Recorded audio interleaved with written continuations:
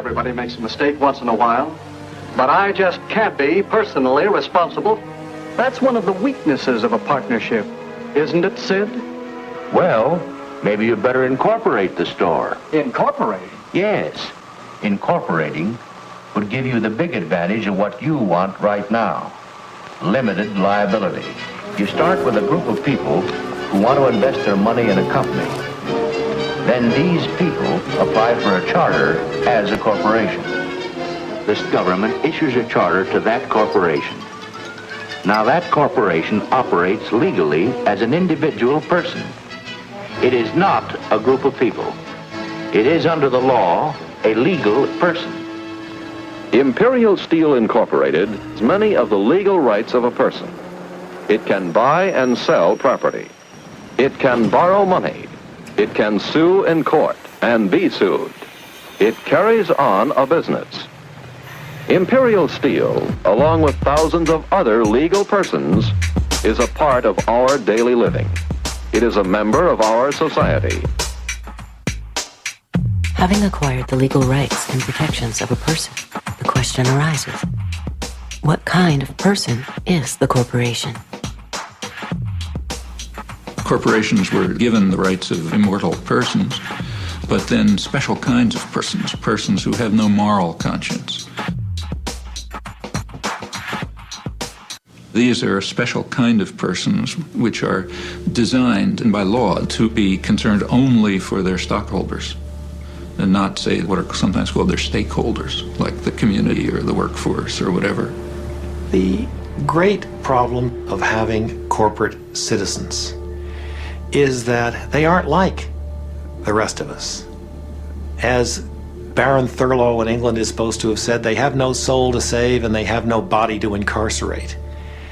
I believe the mistake that a lot of people make when they think about corporations is they think, corporations are like us. General Electric is a kind old man with lots of stories. Nike. Young. Energetic. Microsoft. Aggressive. McDonald's. Young, outgoing, enthusiastic. Monsanto. Immaculately dressed. Disney.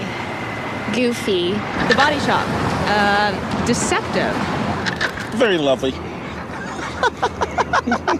Do you know what the Body Shop is? Nope. They think they have feelings, they have politics, they have belief systems. They really only have one thing, the bottom line. How to make as much money as they can in any given quarter. That's it. Of course they make a profit, and it's a good thing. That's the incentive that makes capitalism work, to give us more of the things that we need. That's the incentive that other economic systems lack. People accuse us of only paying attention to the economic leg because they think that's what a business person's mindset is. It's just money. And it's not so, because we as business people know that we need to certainly address the environment, but also we need to be seen as constructive members of society. There are companies that do good for the communities. They produce services and goods that are of value to all of us, that make our lives better, and that's a good thing. The problem comes in the profit motivation here, because these people, there's no such thing as enough. And I always point out there's no organization on this planet that can neglect its economic foundation. Even someone living under a banyan tree is dependent on support from someone. The economic leg has to be addressed by everyone. It's not just a business issue. But, unlike someone under a banyan tree, all publicly traded corporations have been structured through a series of legal decisions to have a peculiar and disturbing characteristic. They are required, by law, to place the financial interests of their owners above competing interests. In fact, the corporation is legally bound to put its bottom line ahead of everything else, even the public good. That's not a law of nature. That's a very specific decision, in fact, the judicial decision. So they're concerned only for the short-term profit of their stockholders, who are very highly concentrated.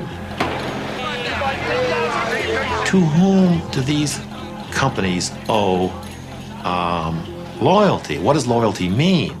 Well, it turns out that was a rather naive concept anyway, as corporations are always owed obligation to themselves to get large and to get profitable.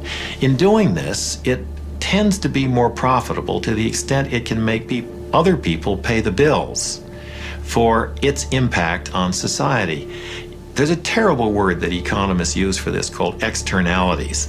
An externality is the effect of a transaction between two individuals on a third party who has not consented to or played any role in the carrying out of that transaction. And there are real problems in that area, there's no doubt about it.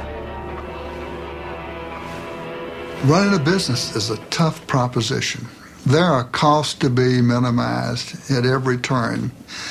And at some point, the corporation says, let somebody else deal with that. Let's let somebody else supply the military power to the Middle East to protect the oil at its source. Let's let somebody else build the roads that we can drive these automobiles on. Let's let somebody else have those problems. And that is where externalities come from, that notion of let somebody else deal with that. I got all I can handle myself. A corporation is an externalizing machine in the same way that a shark is a killing machine. Each one is designed in a very efficient way to accomplish particular objectives. In the achievement of those objectives, there isn't any question of malevolence or of will. The enterprise has within it, and the shark has within it, those characteristics that enable it to do that for which it was designed. So the pressure's on the corporation to deliver results now and to externalize any cost that this unwary or uncaring public will allow it to externalize.